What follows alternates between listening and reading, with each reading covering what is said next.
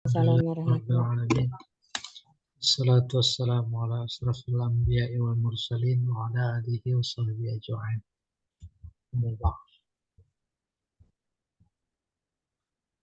Qala Rasulullah sallallahu alaihi wasallam,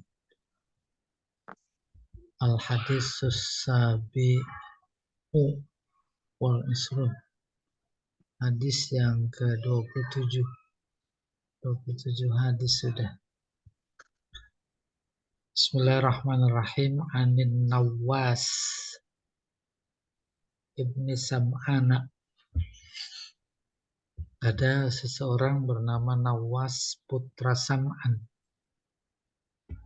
radhiyallahu an, semoga Allah meridhoi.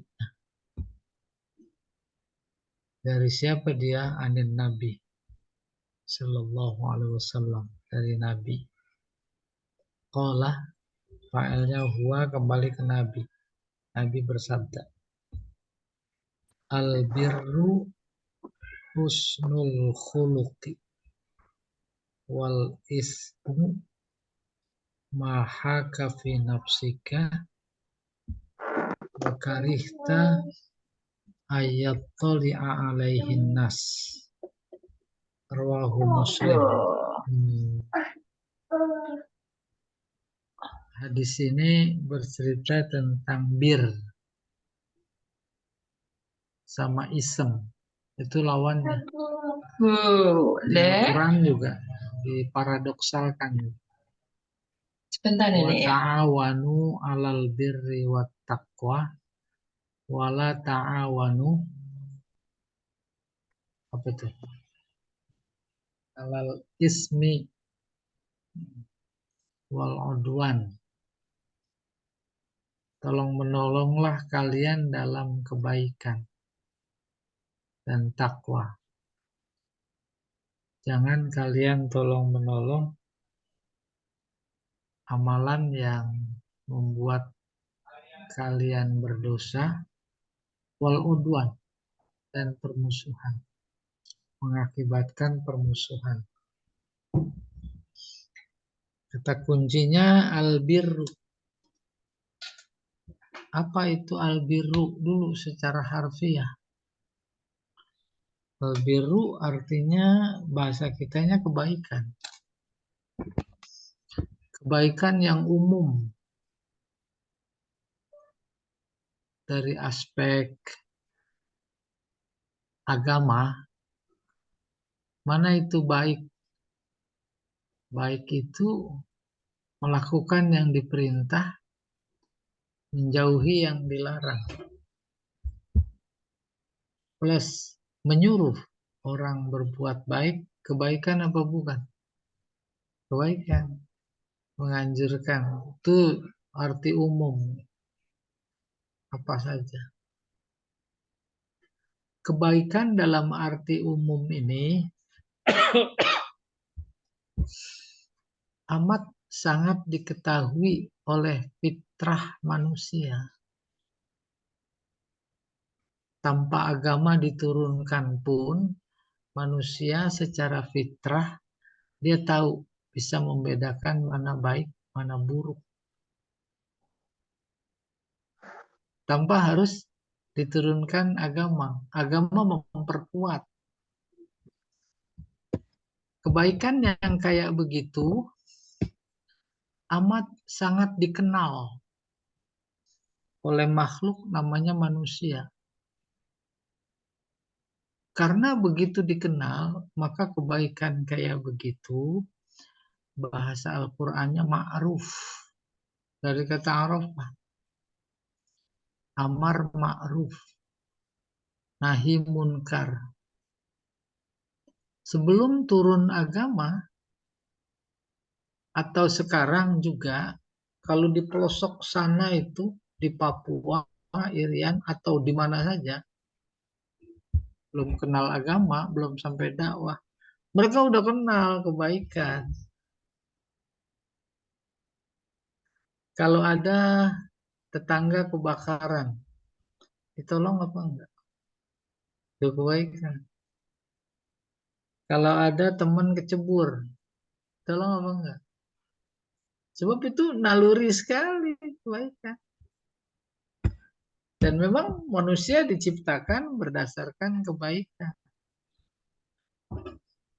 Tuh, gitu. Baru kemudian agama datang memperkokoh, mengarahkan. Dari sekian kebaikan yang dikenal itu oleh fitrah manusia, ada kebaikan yang nggak kenal, yang tidak boleh diabaikan. Apa itu? Husnul khuluq. Padahal tadi saja sudah masuk kategori husnul khuluq. Ada teman umpamanya udah tetangga, udah 3 hari belum masak.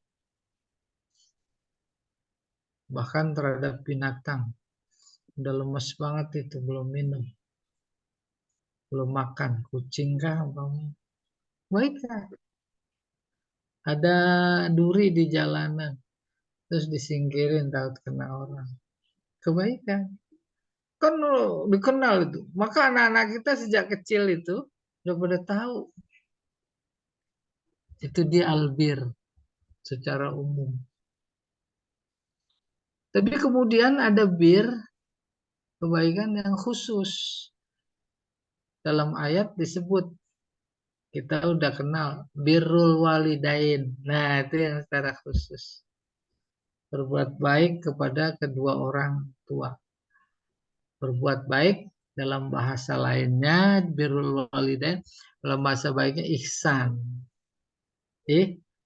Ihsan.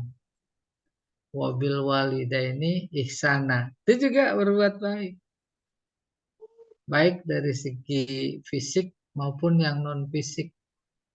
Bagaimana menggembirakan kedua orang tua, itu namanya birrul walidain. Menggembirakan itu kan rasa objeknya. Rasa itu kan non fisik. Kalau sakit, kalau haus, kalau lapar, kalau apa namanya, dia mau silaturahmi ke rumah temannya, anaknya mengantar. Itu kan fisik. Sekaligus juga non fisik ya. Saya ulangi, bir berbuat baik secara umum. Ada yang khusus, yaitu ketika kebaikan itu, berbuat baik itu diarahkan kepada kedua orang tua. Itu secara khusus.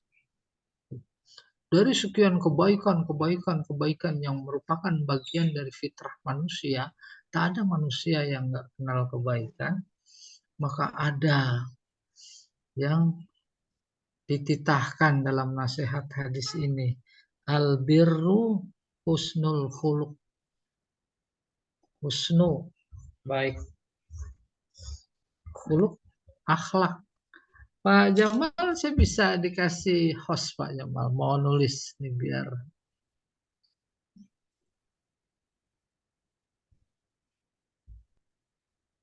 Udah ya.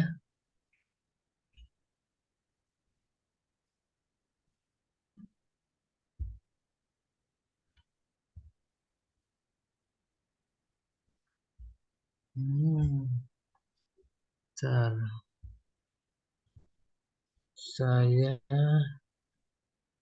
mau.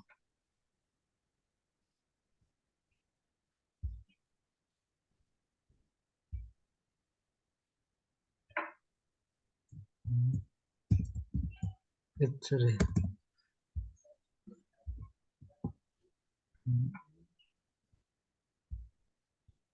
Ya. Al-akhlak.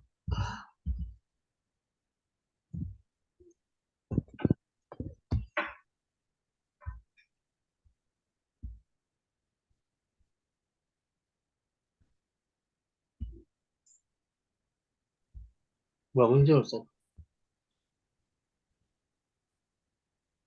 Sudah muncul loh. Dah, sudah. Muncul malah ada Serpong. Ah, nih bagus. Insya Allah bagus, kata saya mau bagus. Kata kuncinya khalaqa. Terus yakhluqu.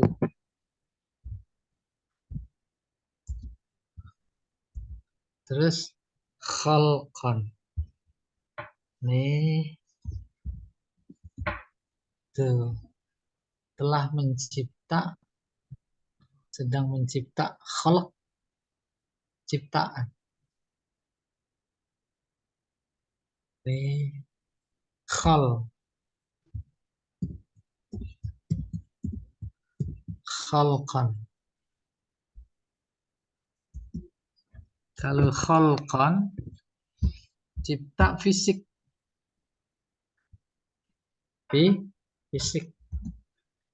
Terus ketemu di sini khuluq. Sama tulisannya, bacanya beda. Khuluqon. Nah, ini ciptaan. Tapi yang non fisik.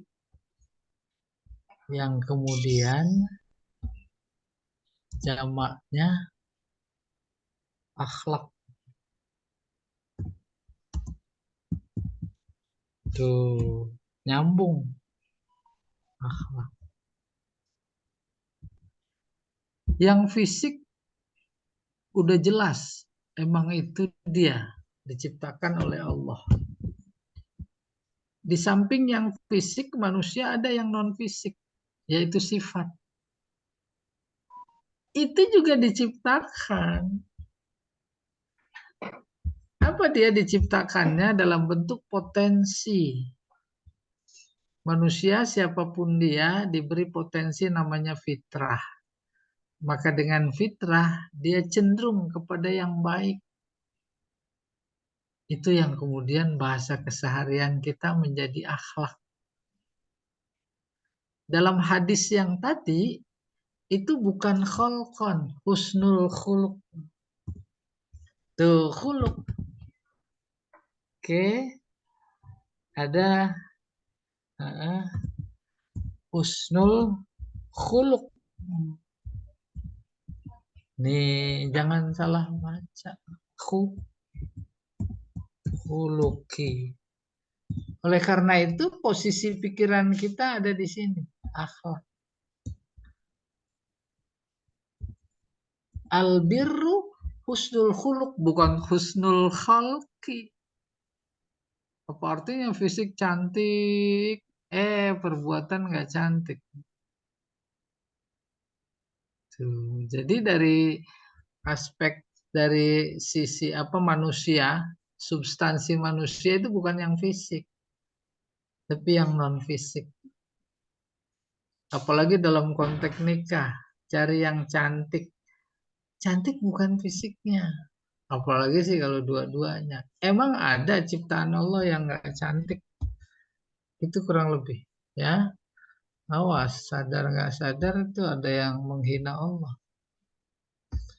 Baru kemudian kita sampai husnul khuluq. Udah kebayang itu maknanya. Yaitu yang non fisik, akhlak. Bahasa keseharian akhlak. Nih, di sini kita tulis akhlak. Udah pernah kebayang itu akhlak? Artinya apa? Akhlak itu artinya sikap. Anak muda itu akhlaknya bagus. Tuh sikap.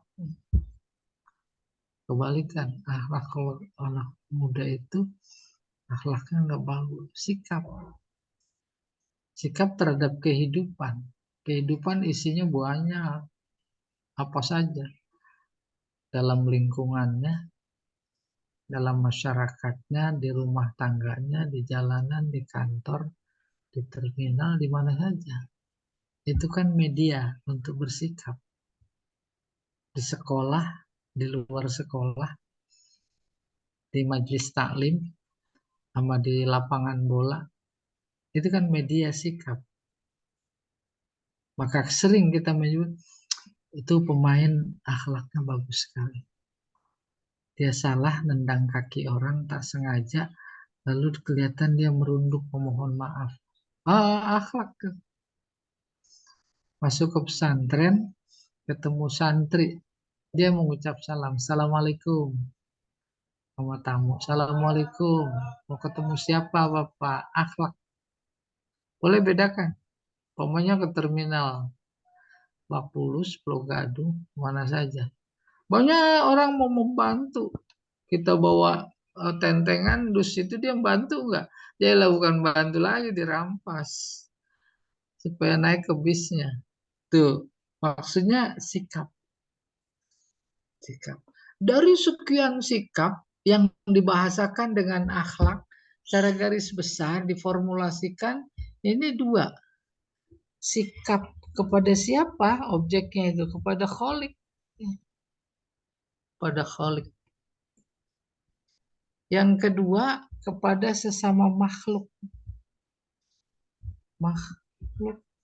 Itu dua, ini terformulasikan kehidupan dalam pandangan Islam yang harus seimbang. Maka akhlak kepada Khalik. Akhlak kepada Khalik melahirkan kata ibadah.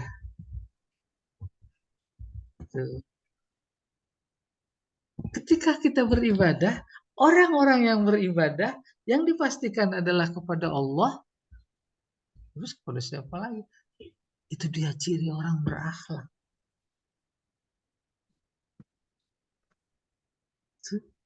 Maka kemudian menjadi terbayang, boleh jadi Nabi statementnya innama bu'istu liutammima makarimal akhlak. Ya. Innama ma bu'istu liutammima makarimal akhlak. Satu tugas Nabi, apalagi udah belajar qasar, memperbaiki akhlak, memperbaiki sikap. Akar segala sikap yaitu kepada Allah, sikap kepada Khalik. Sikap itu adalah iman. Maka masuk, dibawa oleh Nabi, la ilaha illallah. Masuk ke lubuk hati mereka, berhala di sekitar Ka'bah hancur habis semuanya, yang ada Allah. Itu dia akhlak tertinggi, la ilaha illallah. Itu dia sasaran tembaknya. Kalau tadinya menyembah berhala, terus Nabi datang direformasi menjadi nyembah kepada Allah, karena reformasi itu merubah. Bahasa Al-Qur'annya taghyir, innallaha la yughayyir, itu taghyir, namanya reformasi. Merubah, maka sasaran tembak reformasi yang paling Qur'ani adalah akhlak. Akhlak adanya di mana? Akhlak adanya di manusia. Oleh karena itu, sasaran tembak reformasi yang paling fundamental adalah SDM. SDM baik, semuanya baik. Karena sistem itu kan dibikin oleh manusia. Manusianya baik, sistemnya baik. Apa standar baiknya? La ilaha illallah. Berorientasi kepada Allah. Kita order reformasi punya, dirombak emang. Tapi kan bukan SDM-nya. Menjadi malu kalah yang dirombak oleh dia, itu lihat revolusi mental. Coba lihat. Itu SDM itu. Kita enggak. Paling tidak enggak berhasil. Coba. Jadi apa sekarang itu? Lewat sistemnya yang ada. Semuanya diorientasikan kepada SDM. Nah, jadi kembali ke sini. Albirru husnul khuluq. Khuluq adalah akhlak yang non fisik. Dari sekian sikap, maka yang pertama sikap kepada Allah, melahirkan ibadah. ibadah yang dilandasi oleh la ilaha illallah. Itu dia akhlak tertinggi. Maka sampai sini ketika kita melakukan ibadah, notabene itu adalah perintah Allah, itu dia albir. Birrul walidain perintah Allah. Wabil walidaini ihsana. Kita melakukan, itu dia albir. Tuh husnul khuluq. Dan basicnya adalah la ilaha illallah. Baru kemudian Islam mengajarkan juga harus berakhlak, bersikap baik bukan hanya kepada khalik, tapi kepada sesama makhluk. Sama makhluk ada insan, sesama manusia. Bukan sesama internal agama saja. Kepada hayawan. Hayawan. Akhlak kepada hayawan. Samping kepada hayawan, kepada tumbuhan. Saya sering ini nyebut-nyebut ini. Ya, tuh. Hayawan, nabat, tumbuhan. Ya, pokoknya ada duren dibelah-belah. Bagus nggak itu akhlaknya? Nggak bagus. Apalagi duren mentah. Ini kenal lagi. Potong ayam. Ayam dibikin emang dipotong.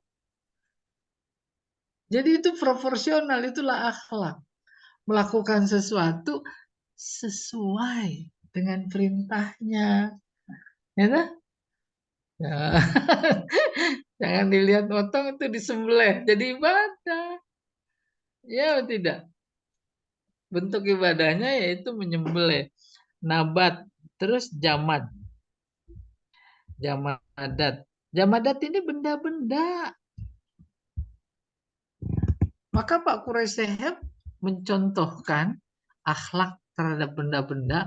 Kalau kita Nabi punya pedang, itu dalam durasi waktu tertentu gitu ya, seminggu atau sebulan, emang dicuci pedangnya. Itu akhlak. Sekarang kita punya motor itu kotor, itu nggak punya akhlak, itu motornya kotor. Apalagi sampai kayak motor Pak Jamal, bensinnya udah habis. Agak diisi-isi. Nggak berakhlak. Oke, kita teruskan. Nah ini. Akhlak kepada sesama makhluk, dalam hal ini manusia. Kan hubungan sesama manusia itu adalah akhlak. Diatur oleh agama. Hubungan relasi sesama manusia dalam hidup ini, kan di sini ada politik. Ada politik, ada ekonomi, ada sosial, ada budaya. Bukan cuma sekedar menginformasikan, itu juga bagian dari akhlak. Tetapi harus bernapaskan la ilaha illallah. Ibadah. Politik sarana ibadah loh. Ekonomi, sosial, budaya, olahraga, sarana ibadah. Nah, ibadah dalam bentuk politik, dalam bentuk ekonomi, sosial, budaya, olahraga, itu udah menjadi barang asing justru di kalangan umat Islam sendiri. Baru mulai bergerak. Di JIS ada sholat Idul Fitri. Ada sarana azan, sarana udah diberangus, gitu kurang lebih. Dijegal itu, dijegal. Ya, semua jejaknya kan mengerikan. Kayak begitu gambaran kondisi bangsa, pertarungan antara bir dan isem. Kebaikan dan dosa. Nggak suka ada kebaikan dalam hidup ini. Sukanya ada dosa. Kalau soal bahasa hak batil itu udah umum di telinga. Ada ma'ruf, ada munkar biasa. Tapi di sini kita ketemu antara bir dan isem. Senangnya yang ada sekarang dari bentuk kebijakan kas segala macamnya, itu apa namanya, semuanya isem. Itu dosa. Ada Isem gedung dosa. tempat apa itu? Tempat pelacuran yang ditutup apa namanya? Hah? Yang Anies jadi gubernur terus ditutup. Hah? Mana jadinya Hotel, kalau hotel Hah? apa namanya itu? Hotel yang di Ancol Oh, hotel. adalah hotel apa tuh yang orang-orang asing? Tuh, Wah, ditutup. Udah bukan. heboh. Hmm. Heboh.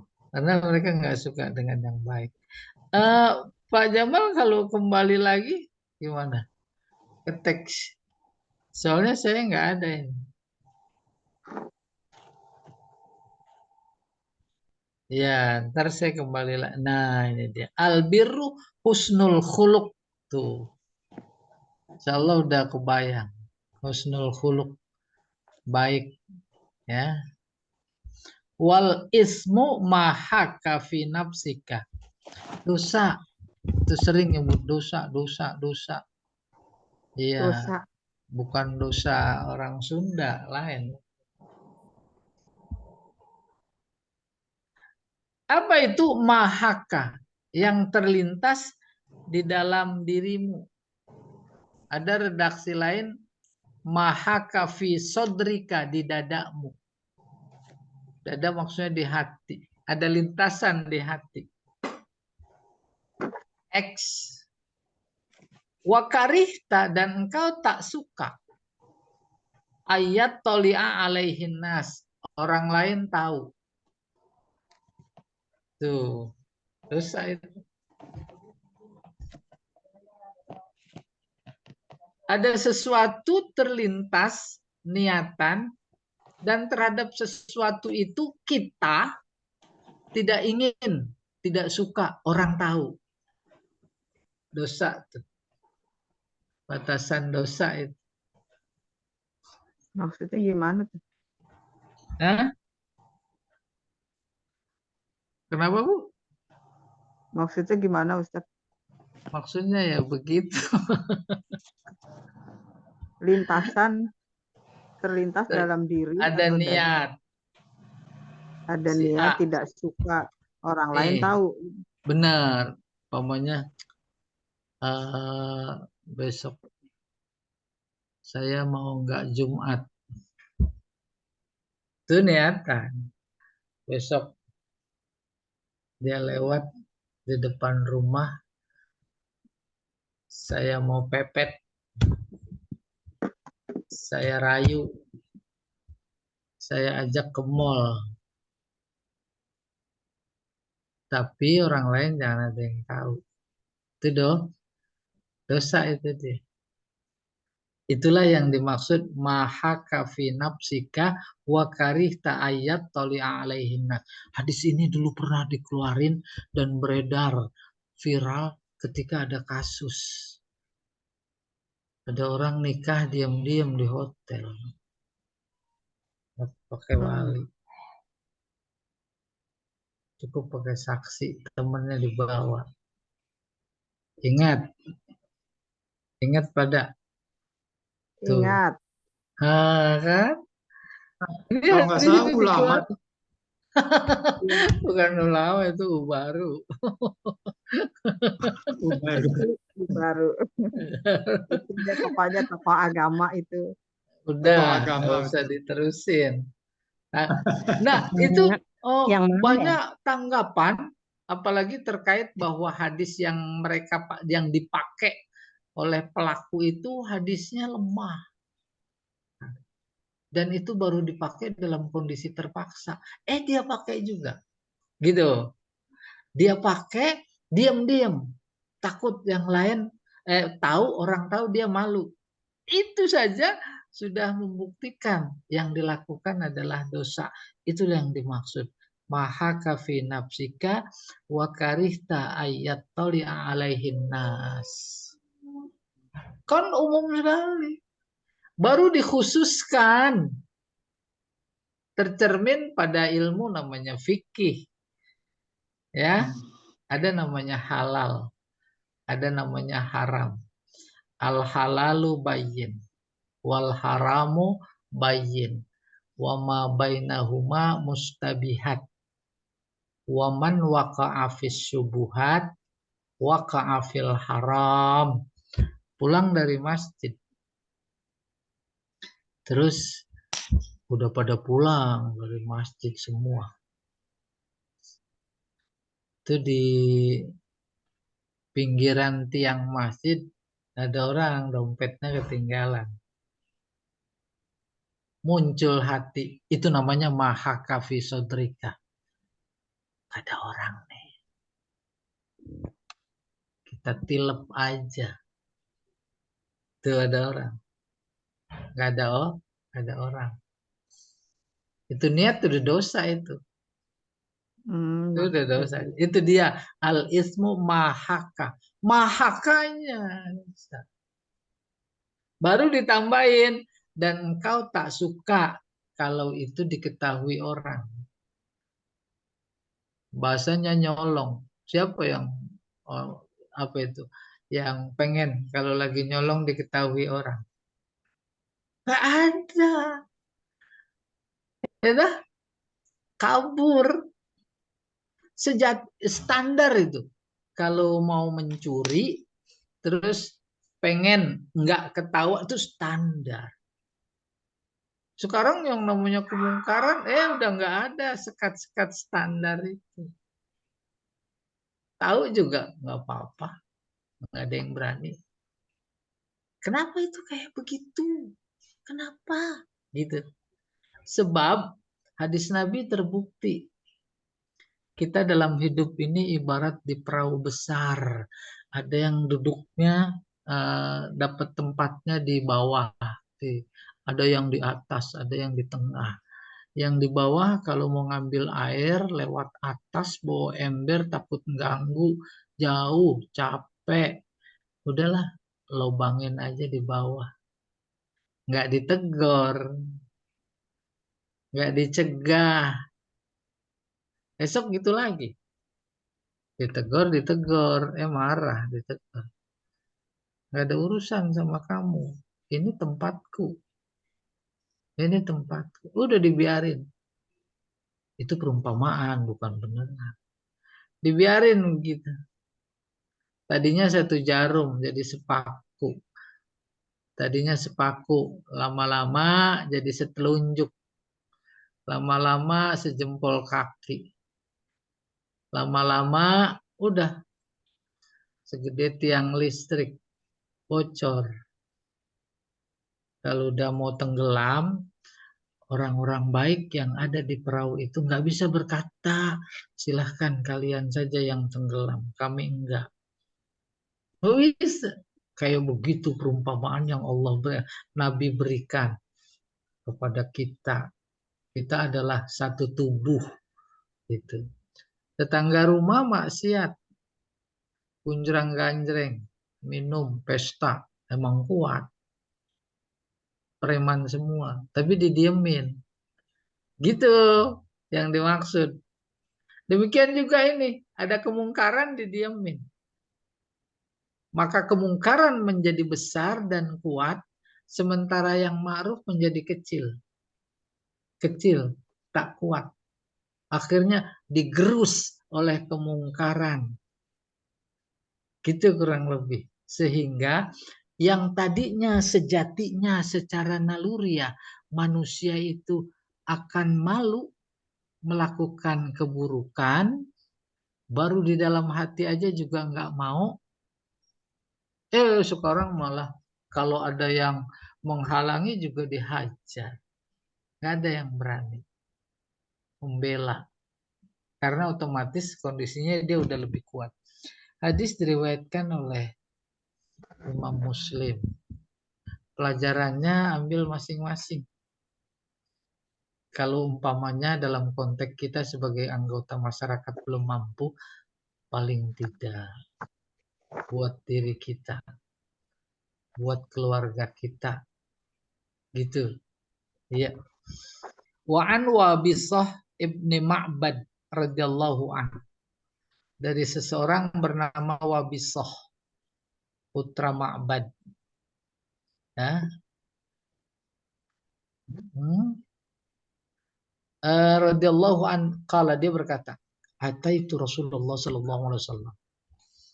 Aku suatu ketika datang kepada Rasulullah. Faqala, Rasulullah berkata, Ji'ta tas'alu anil bir. Ji'ta tas'alu. Tas'alunya jadi hal dari ta. Engkau datang bertanya tentang bir. Nah, ada sambungannya. Qultu na'am. Ya. Qala, maka Nabi menjawab, istafti qalbak. Minta fatwalah kepada hatimu. Dawa ya. Albirru matma'annat ilaihin nafsu. Bir adalah yang membuat diri engkau menjadi tenang. Watma'anna ilaihil qalbu. Hatimu juga tenang. Wal ismu mahaka fi nafsin nafsi. Sementara dosa adalah yang terlintas di dalam diri, pikiran, hati. Wataraddada fis sadri, mundar-mandir di dalam dada. Wa in aftakan nas wa aftuka wa in aftakan nasu, dan jika saya mikir dulu. Afta memberi fatwa. Jika ada orang memberi fatwa kepada engkau, wa aftuka, dan mereka memberi fatwa kepada engkau. Maksudnya saling memberi fatwa. Saling bertanya dan berjawab. Kalau tadi seseorang bertanya kepada Nabi tentang bir, dijawab begitu, itu dia. Kalau ada orang juga berkata kepada engkau, kayak begitu jawabnya. Kayak begitu konsep birnya. Baru kita lihat. Nabi menjawab, istafti qalbak. Tanya hatimu. Tanya hatimu. Udah kebayang belum ini? Umpamanya ada tukang minta-minta. Assalamualaikum. Perang nggak hati? Ngasih apa enggak? Ngasih apa enggak ya? Ntar itu tinggal dikit duitnya. Umpamanya. Itu mundar-mandir itu. Muncul dalam hati, terus mundar-mandir. Itu dia taruh dada. Ya. Dia ngasih, maka ngasih itu namanya bir. Dia nggak ngasih namanya itu isem. Udah. Jangan dikira dosa itu cuma zina, mencuri, terus ini itu. Itu saja yang segitu menurut pikiran kita, apa iya dosa. Lah ini dia, kita lagi ketemu hadisnya. Maka ketika mundar-mandir mau ngasih apa enggak, segera kata Nabi sesuai pertanyaan, istafti qalbak. Istafti qalbak, minta fatwa kepada hatimu. Baru terusannya, kalau itu dikasih, hati tenang apa enggak? Tenang. Itu hanya contoh kecil. Terus kalau enggak diturutin, tenang apa enggak? Enggak tenang. Sejatinya enggak tenang. Sebab di mana saja, kapan saja, dia selalu bersama hatinya. Di hatinya ada Allah. Allah selalu mengawasinya. Oleh karena itu tenang atau tidaknya itu adalah indikator, mekanisme indikator hubungan dia dengan Allahnya. Ternyata biasa-biasa aja. Nah, lu mesti terkoreksi. Kita ulangi lagi. Faqala ji'ta tas'alu anil birri. Apa engkau datang bertanya tentang bir? Dia menjawab, na'am. Baru Nabi bersabda, istafti qalbak. Tanya hatimu. Minta fatwa kepada hatimu. Hah, gimana? Nah, baru nih jawabannya. Apabila hatimu itu tenang, itu dia bir. Melakukan sesuatu itu tenang, itu dia bir. Kalau tidak tenang, itu dia namanya isem. Ya, tenang, itma'anna ilaihil qalb. Wa taraddada fis sadr, adapun sebaliknya yaitu dosa, tuh kasih enggak. Belajar apa enggak. Baru kemudian wa in aftakan nasu wa aftuka. Jika ada orang minta fatwa kepada engkau atau engkau memberi fatwa kepada orang, wa aftuka. Tuh kayak begitu. Kalau ada orang nanya, dosa itu apa? Kan sih maha kafi sadrika. Wa taraddada fi nafsika. Terus apa namanya? Engkau bimbang. Itu dia. Namanya dosa. Boleh. Ada yang mau tanya. Hadisun Hasan ruwainahu fi musnadail imamain Ahmad bin Hambal wa Darimi bi isnadin hasan. Dua hadis nih. Satu sama lain masih berkaitan. Yaitu tentang bir. Kebaikan wal ism. Dosa. Jadi kita dapat hadis ini standar dosa yang paling tinggi. Bukan paling rendah. Paling tinggi itu. Dan paling rendah. Lagi-lagi patokannya adalah hati. Ayo. Ada yang mau tanya boleh. Pak Jamal. Ini mah tugas jawab ya. Pak Jamalnya lagi itu.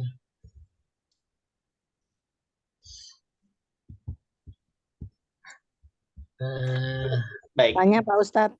Boleh silakan. Jadi kalau ada orang minta, kita nggak ngasih dosa ya Pak Ustadz? Tuh saya aja udah mau pakai hadis ini. Apa kata Nabi? Istafti qalbak. Nggak usah nanya yang lain. Guru kita adalah hati kita. Itu dia yang paling objektif. Kalau nanya orang lain, bisa jadi dia kan nggak merasakan. Tak sesuai dengan apa yang dirasakan oleh si penanya. Itu maksud hadis ini.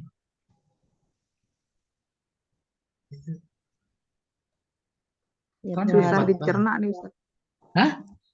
Iya makanya. Iya, betul. Enggak Kak, bukan begini Ustadz. Artinya dosa itu adalah suatu perbuatan yang membuat hati kita bimbang. Sekecil Bagus. apapun itu perbuatannya. Iya, Mungkin itu ya Iya. Ustaz. Kalau Iya. tadi masalah betul. kita memberi sesuatu kepada orang Iya. minta-minta, kan ketika Iya. kita nggak punya uang juga kan kita bimbang, wah iya saya cuma punya uang sedikit. Kalau saya bagi, Iya. saya mungkin besok ini gitu kan. Atau Mm-mm. enggak, saya mau memberi sebagian, tapi saya nggak ada uang kecil nih, gimana? Kan kadang-kadang bimbang juga. Kalau Iya. misalnya masa uangnya Baik. besar, kembaliin dong, nggak mungkin gitu loh. Baik dalam kondisi seperti itu, kebimbangan tadi disebut dalam hadis tarot dada bimbang, maupun tidak dalam kondisi seperti itu, maka guru yang paling bisa ditanya dan memberikan jawaban hati kita. Hati. Tuh. Itu yang kemudian boleh disimpulkan menjadi indikator sejauh sebesar apa hubungan kita dengannya. Dengan Allah. Saya beri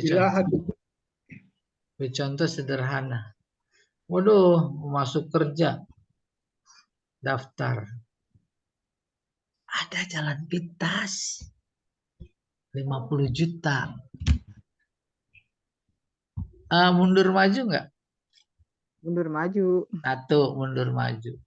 Kedua, kira-kira mau pamer apa mau diam-diam? Diam-diam. Diam-diam. Diam-diam dong. Iya. Kenapa?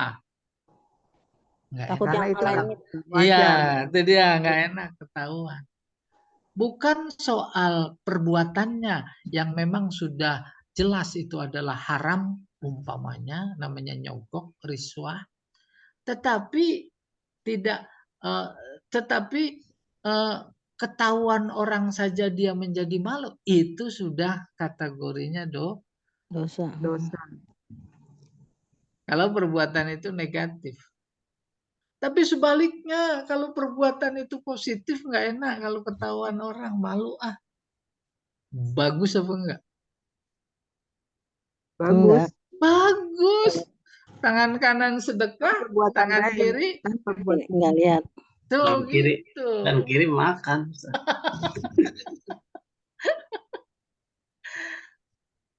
Luar biasa ini hadis. Pak Ustadz kaitannya sama nyogok tadi. Iya. Kalau kerja nyogok, Iya. terus dia masuk kerja. Nah, penghasilannya dari gajinya itu bagaimana Pak Ustadz hukumnya? Bagus lagi. Saya dapat hadis ini, jadi pertanyaan apapun bisa saya jawab. Apa itu? Istafti qalbak. Istafti. Tanya diri sendiri.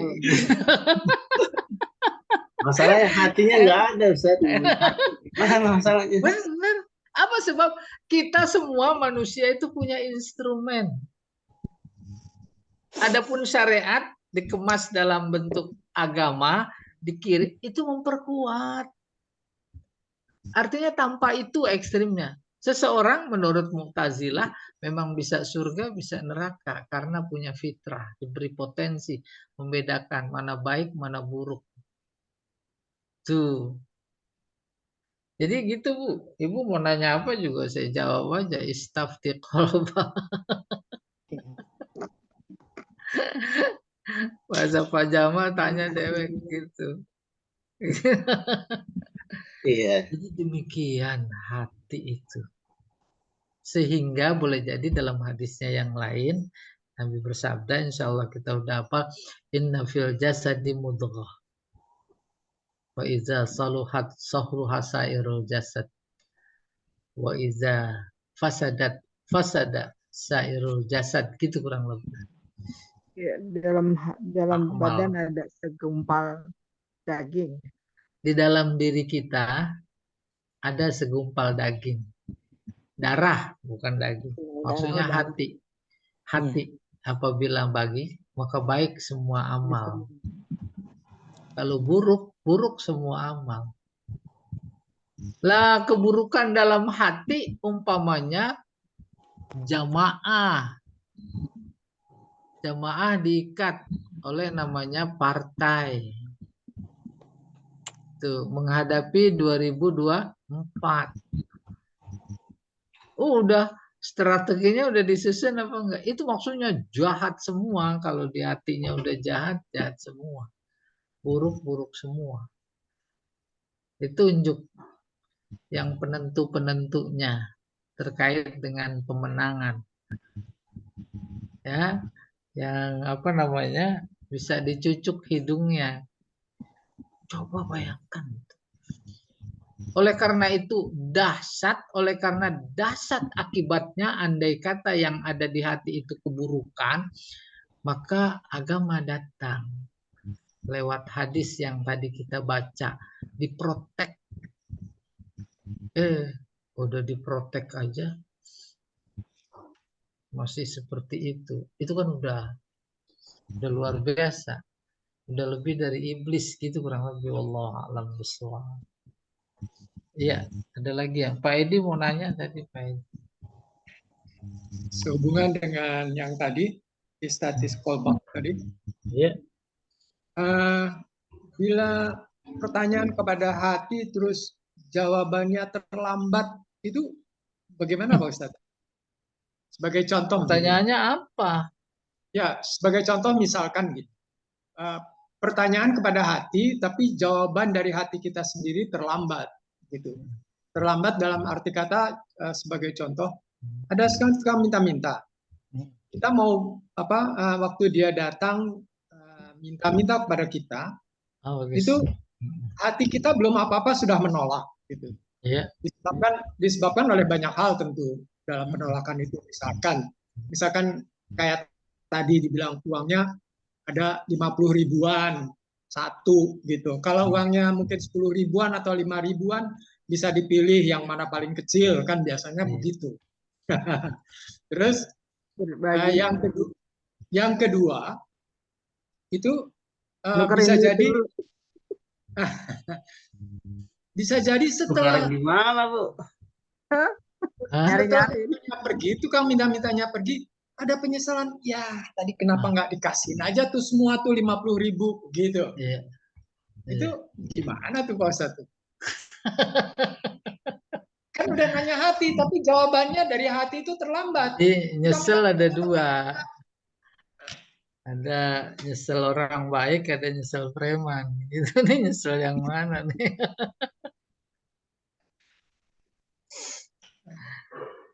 Udah, Allah berikan jalan begini. Andai kata kasusnya seperti itu, nggak ada recehan. Dicari kelamaan, apalagi di lampu merah. Terus apa namanya? Pas sudah mau lampu merah baru ketemu, kan tak terlaksana. Terus nyesel. Kalau saja, seandainya saja keterlambatan dimaksud tadi sebuah keburukan, kejahatan, ketidakbaikan, Allah sudah kasih rambu-rambu. Atbi'is sayyi'atal hasanata tamhuha. Iringi keburukan yang ada dengan kebaikan yang dapat menghapus. Kayak apa? Itu soal teknis. Ada lagi di sana lampu. Udahlah, kita kasih dia saja. Toh substansinya menurut Allah umpamanya, gitu. Ya, luar biasa. Jadi iringi keburukan dengan kebaikan. Jadi maksudnya Pak Edi mudah-mudahan paham. Duren yang mentah harus diiringi dengan duren Yang matang. Siap. Kena lagi. Jadi nanti yang kemarin mentah diganti besok sama yang matang.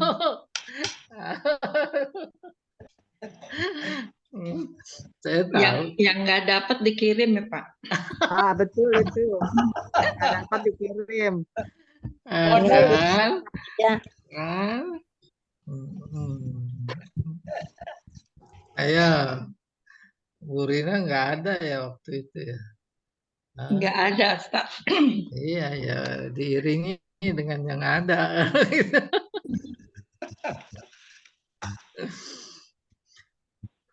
Baik. Iya. Pak Edi, itu satu pengemis baru, Pak. Ada pengemis yang lain, Pak. Bisa ditanya lagi tuh hati. Baik, kita cukupkan dulu kajian kita pada siang kali ini. Mudah-mudahan ilmu yang kita dapati bermanfaat dan dapat kita amalkan dalam kehidupan kita sehari-hari. Mari kita akhiri kajian ini dengan membaca kafaratul majelis. Subhanakallahumma wa bihamdika asyhadu an la ilaha illa anta astaghfiruka wa atubu ilaik. Assalamualaikum warahmatullahi wabarakatuh. Waalaikumsalam Warahmatullahi wabarakatuh. warahmatullahi wabarakatuh.